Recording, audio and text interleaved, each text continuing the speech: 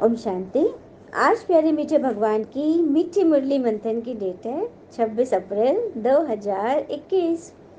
तो चलिए हमेशा की तरह चारों तरफ से अपनी मन बुद्धि को क्लीन करते हुए इस मुरली पर ध्यान टिका देते हैं, क्योंकि ये मुरली के एक एक बोल हमारे जीवन में सुनहरा अवसर लाएगी और हमारे मन को आराम देगी। हर प्रश्न का जब उत्तर मिल जाता है ना, तो मन रिलैक्स हो जाता है। हाँ, तो बाबा ने कहा, मीठे बच्चे, देवता बनना है तो अमृत पियो और पिलाओ। अमृत पीने वाले ही श्रेष्ठाचार्य होते हैं। अमृत समुद्र मंथन जब हुआ था तो अमृत का कलश निकला था, तो किसको बट रहा था? देवताओं को बनना था ना। इसीलिए यही मुरली है।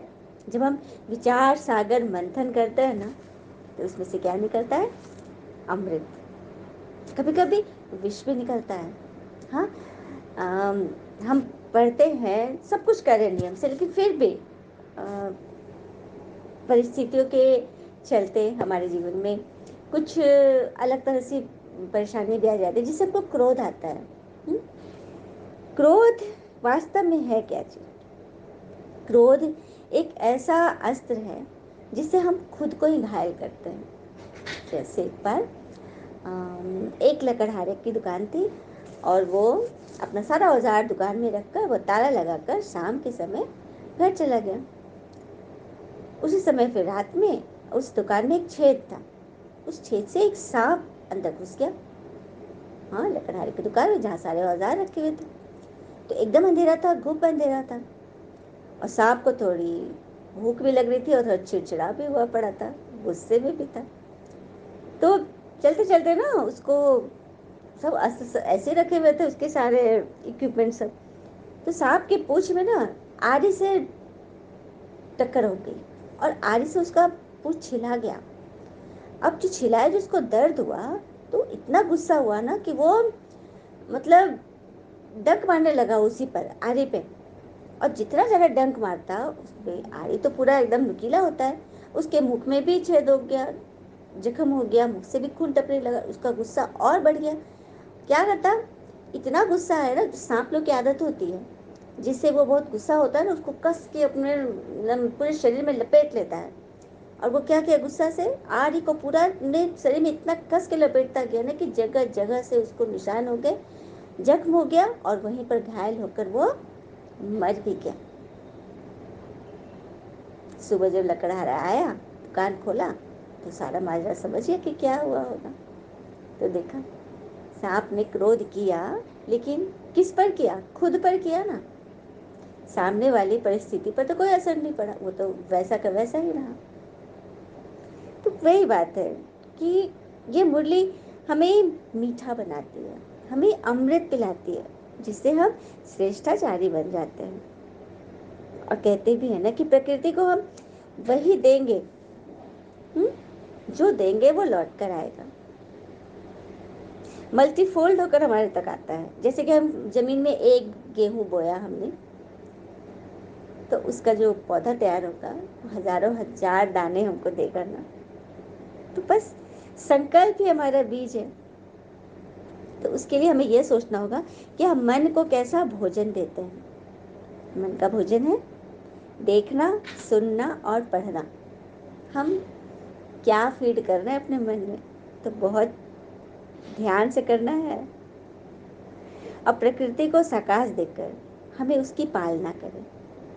ब्लेसिंग्स देंगे तो बीमारियां हम पर असर नहीं करेगी। अभी जैसे वातावरण में बीमारी की पूरी एकदम तह लगी हुई है, बिछी हुई है, हवा में कीटाणु तैर रहे हैं। तो इसके लिए हम प्रकृति को सकाश दें, प्रकृति के लिए हम दुआ करें, उनके लिए अच्छा अच्छा सोचें, पालना करें, ब्लेसिंग्स दें। फिर बाबा ने प्रश्न दिया, इस समय सतयुगी प्रजा किस आधार पर तैयार हो रही है? उत्तर, जो इस ज्ञान से प्रभावित होते हैं, बहुत अच्छा कहते हैं, लेकिन पढ़ाई नहीं पढ़ते, मेहनत नहीं कर सकते, वे प्रजा में आ जाते हैं। प्रभावित होना माना प्रजा बनना। सूर्यवंशी राजा रानी बनने के लिए तो मेहनत चाहिए, पढ़ाई पर पूरा अटेंशन हो, याद करते और कराते रहे तो उच्च पद मिल सकता है। बहुत सुंदर लाइन बाबा ने। सतयुग की प्रजा किस आधार पर तैयार होगी? देखो, अब राजधानी तैयार हो रही, जहाँ राजा महाराजा होंगे तो प्रजा भी तो होगा ना। बगैर प्रजा के राजा राज्य किस पर करेगा? जैसे कि ये आत्मा राजा और ये शरीर उसकी प्रजा। तो राजा प्रजा पर राज करेगी, न कि प्रजा राजा पर राज करेगा। अब जैसे हम गाड़ी में बैठते हैं, ड्राइवर बैठता है तो वो क्या कहता है? दिस इज माई कार या इट्स माई कार। मैं कार नहीं हूँ, मैं तो ड्राइवर हूँ, मैं तो इस गाड़ी का मालिक हूँ, चलाने वाला। उसी तरह से आत्मा राजा है और ये शरीर उसकी मोटर कार।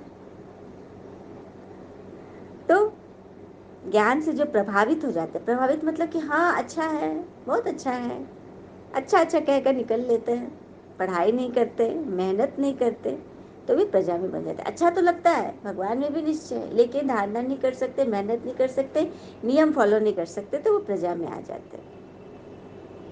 सूर्यवंशी राजा रानी बनने के लिए तो मेहनत चाहिए, पढ़ाई पर पूरा अटेंशन हो।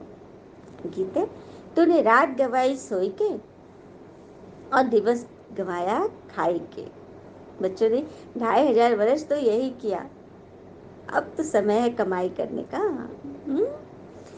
तो तुम्हारा जीवन हीरे जैसा था, अब कौड़ी जैसा हो गया है, जो कि छोटा बच्चा भी समझ सकता है। बाबा बहुत अच्छी रीति समझाते हैं कि अब फिर से तुम सत्यनारायण की सच्ची सच्ची कथा सुनते हो, हाँ, जिससे तुम्हारा जीवन नर से नारायण और नारी से लक्ष्मी जैसा बनता है। फिर आगे बोल रहे बाबा, शास्त्रों की कहानी तो जन्म जन्मांतर सुनते आए, लेकिन मिला कुछ नहीं, क्योंकि वह बस एक लिपि है जिसे हमने पढ़ लिया। उसमें कैसे उसको धारण करें, कैसा चरित्र वैसा बनाए, ये हमें सही रीते नहीं बताया गया। ऐसा कोई तरीका नहीं बताया गया जिससे हमारी आत्मा के संस्कार बदल जाए।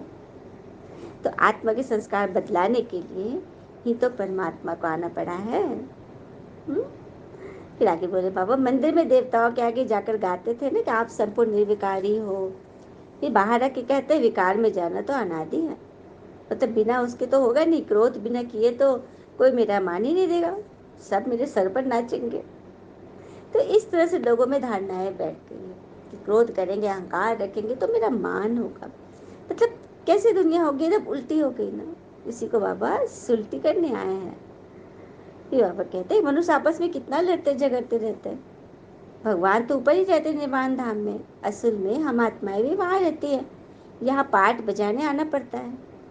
पहले हम लक्ष्मी नारायण के राज्य में थे, वहाँ बहुत सुख आनंद था, फिर हमने 84 जन्म लिए।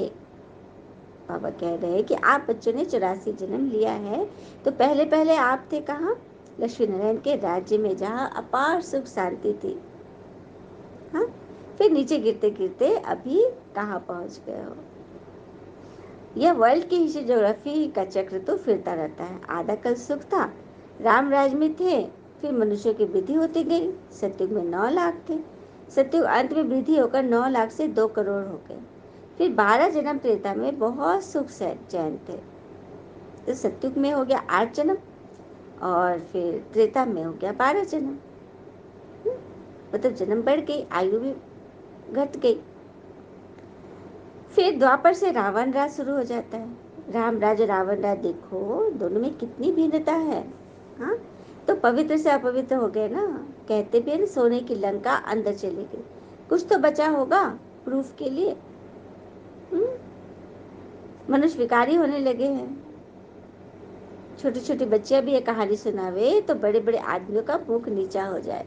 मतलब यहाँ जो कोर्स कराया जाता है, परमात्मा को बताया जाता है कि किस तरह से परमात्मा आते हैं, कब आते हैं, क्या करते हैं, कैसे करते हैं, कि सब जब सुनेंगे ना, जब लास्ट समय सबको जब निश्चय होगा तो दांत तले उंगली दबाएंगे, मुख नीचा करेंगे कि हमको इन्होंने कितना बताया, लेकिन हमने तो सुना ही नहीं, पहचाना ही नहीं भगवान को।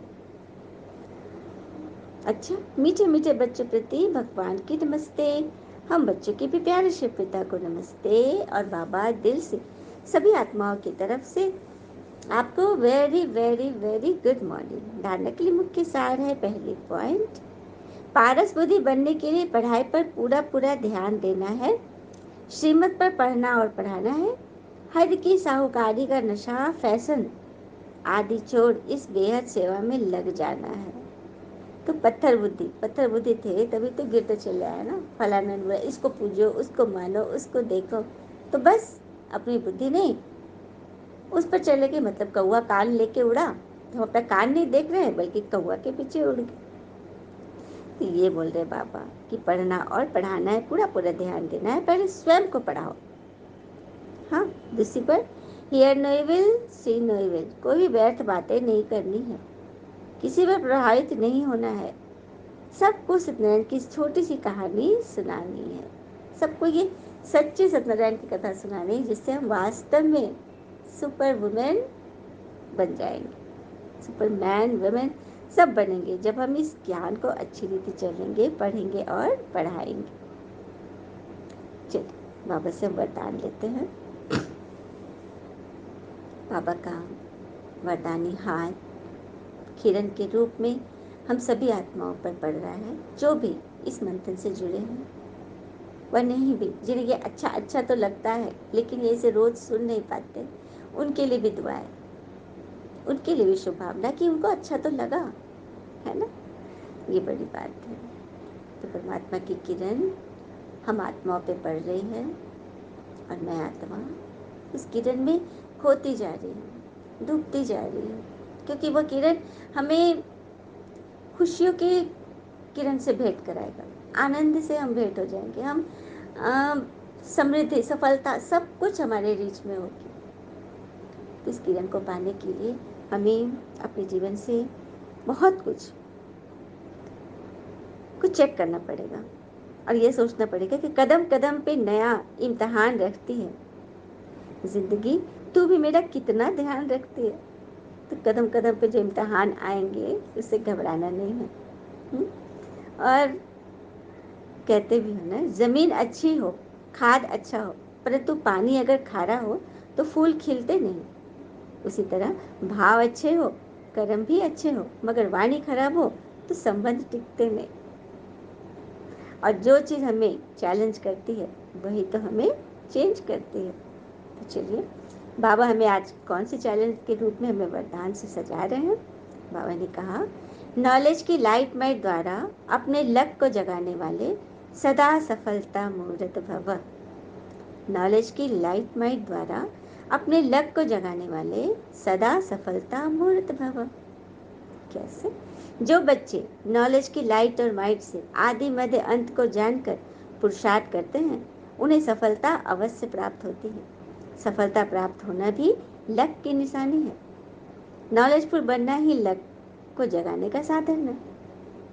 अब नॉलेजफुल, कौन सा नॉलेजफुल? जो नॉलेज में परमात्मा दे रहे हैं, उस नॉलेज से हमारे जीवन में लाइट और माइट दोनों आएगी। लाइट मतलब प्रकाश और हल्कापन, माइट मतलब शक्ति, कि दोनों चीज हमारे पास प्रचुर मात्रा में हो जाएगी। नॉलेज सिर्फ रचयिता और रचना की नहीं, बल्कि नॉलेजफुल अर्थात हर संकल्प, हर शब्द और हर कर्म में ज्ञान स्वरूप हो, तब सफलता मूर्त बनेगी। मन को शुद्ध संकल्पों का भोजन, क्या पढ़ते हैं, क्या सुनते हैं, क्या देखते हैं, इस पर बहुत अटेंशन देना होगा, तभी तो मन हृष्ट पुष्ट होगा और अच्छी अच्छी बातें सोचेगा। एक संकल्प का हमें अनेक फल दिला देगा, है ना। अगर पुरुषार्थ सही होते भी सफलता नहीं दिखाई देती तो यही समझना है कि असफलता नहीं, परिपक्वता का साधन है। अगर पुरुषार्थ सही होते भी सफलता नहीं दिखाई देती है तो यही समझना चाहिए कि असफलता नहीं, परिपक्वता का मतलब परिपक्वता की तैयारी है। मतलब हर चीज में पॉजिटिव सोचो। आपका पुरुषार्थ सही है, आप दिन भर याद की यात्रा में रहते हो, कल भी बाबा ने बोला था 8 घंटा याद की यात्रा में रहो और आपका चार्ट उस अनुसार बन रहा है, फिर भी सफलता नहीं मिल रही है तो कुछ न कुछ बहुत गहरा हिसाब है जो पूरा होने पर है। आप परिपक्व हो रहे हो, आप मंजिल के एकदम करीब हो। कहते भी है ना कि संबंधों की कुल 5 सीढ़ियां होती है, देखना, अच्छा लगना, चाहना, पाना। ये 4 सीढ़ियां तो सरल है, परंतु कठिन 5वीं सीढ़ी है जिसे कहते हैं निभाना। तो संबंध बना लेना, पा भी लेना आसान है, लेकिन निभाना मुश्किल। तो परमात्मा को हमने पा लिया, देख लिया, समझ लिया, जान लिया। अब उनके साथ निभाने के लिए क्या करना होगा? इस श्रीमत पर अच्छी रीति चलना और चलाना है। स्लोगन: न्यारे बनकर कर्मेंद्रियों से कर्म कराओ तो कर्मातीत स्थिति का अनुभव सहज कर सकेंगे। न्यारे बनकर अपनी कर्मेंद्रियों से कर्म कराओ। न्यारे कैसे बनेंगे? मैं आत्मा इस शरीर से उपराम, इस शरीर से न्यारी हूँ। ये शरीर मुझे कर्म करने के लिए मिला है, सेवा के लिए मिला है। मैं इसे सेवा प्रति यूज करूंगी, स्व प्रति नहीं। मैं स्वार्थी नहीं हूँ, मैं परमार्थी हूँ। तो इस तरह से न्यारे बनकर कर्मेंद्रियों से कर्म कराओ तो कर्मातीत स्थिति का अनुभव सहज कर लेंगे। और एक लास्ट एक कोटेशन है जिसे सुनकर समझकर हम अपने जीवन को कहाँ पर क्या चीज प्लेस्ड करना है अच्छी रीति समझेंगे। जैसे world's most beautiful sentence is but I am with you, and world's most painful sentence I am with you, but. The words are the same, but it matters where they are placed. अर्थात संसार का सबसे खूबसूरत वाक्य कुछ भी हो, मैं तुम्हारे साथ हूँ। और वर्ल्ड का सबसे पेनफुल दर्द भरा वाक्य है कि मैं तुम्हारे साथ हूँ, परंतु। तो परंतु ऊपर भी था, परंतु मैं तुम्हारे साथ हूँ और मैं तुम्हारे साथ हूँ, परंतु। परंतु दोनों जगह लगा, एक में पहले लगा एक में बाद। कहाँ पर इस वर्ड को प्लेस्ड करना है, कैसे इससे हम अपने रिश्ते को स्ट्रॉन्ग करेंगे, यह तो हमें सोचना है। हाँ, तो ये ज्ञान हमें अच्छी रीति एकदम न्यारे बनकर अपने कर्मेंद्रियों से ऐसे कर्म कराएंगे जिससे हमारे रिश्ते नाते, हमारा स्वभाव संस्कार जो भी है, हाँ, हमारा चलना बोलना उठना मन वचन कर्म सब परफेक्ट हो जाएंगे। अच्छा, ओम शांति। शुक्र मीठे बाबा वो बाबा के प्यारे प्यारे बच्चे। Thank you Baba. All is well always. ओम शांति।